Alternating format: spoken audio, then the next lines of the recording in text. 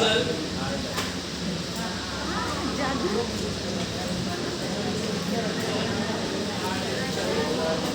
जादू नहीं, विज्ञान। जादू नहीं, विज्ञान। तो अभी मैंने आपको जो दिखाया तो जादू था क्या? नहीं। तंत्र साधना थी क्या? नहीं। हमारे वास्तविक जीवन में कहीं कोई तंत्र मंत्र जादू तो ना नहीं है। वो होता है रंगहीन, और जब उसे हम कागज में लिख के कुछ दिखेगा क्या? लेकिन उसमें जब क्षारीय लवण डालते हैं, क्षार डालते हैं, तो वह गुलाबी रंग से दिखने लगता है।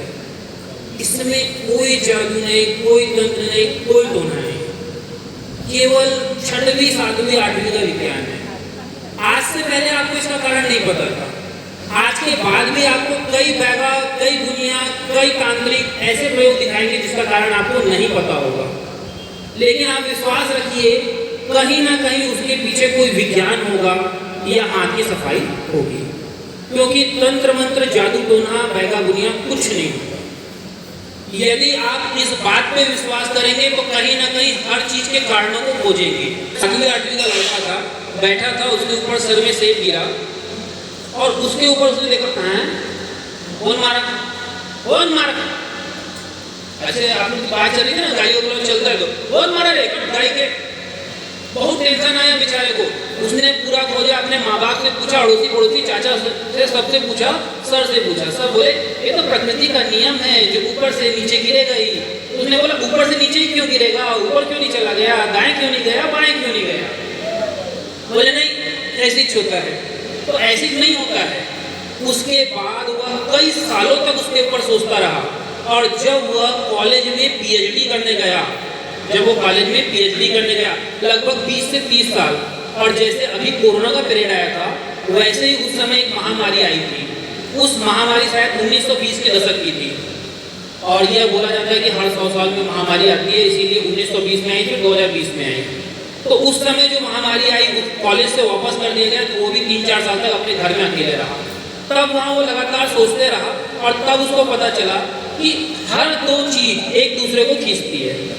इवन आप मुझे अट्रैक्ट कर रहे हो, मैं आपको अट्रैक्ट कर रहा हूँ। 1 रुपए की दवाई है, इसे लाल दवा कहते हैं। पानी में डालते हैं, पानी पूरा लाल लाल हो जाता है, कीटाणु मुक्त हो जाता है। जब कभी गाय, घोड़ा, बैल के पैर में चोट हो जाती है, उसे धोने के लिए इस पानी का उपयोग करते हैं। लाल दवा, पोटेशियम परमैंगनेट, पोटास जी। कुएं का पानी बारिश के दिनों में गंदा हो जाता है, उसमें भी 1 बाल्टी में घोल के डाल दिया जाता है।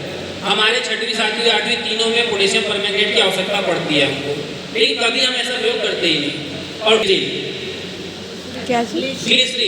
जिसे अभी ठंड के दिनों में अपने मुंह हाथ में लगाते हैं, हाथ पैर ना फटे बोल के, दोनों को मिलाने पर एक्सोथर्मिक रिएक्शन होता है। उष्मा छेपी, उसमें उष्मा निकलती है, इतनी उष्मा निकलती है आग का रूप ले लेती है। ग्लिसरीन, पोटेशियम परमैंगनेट जी।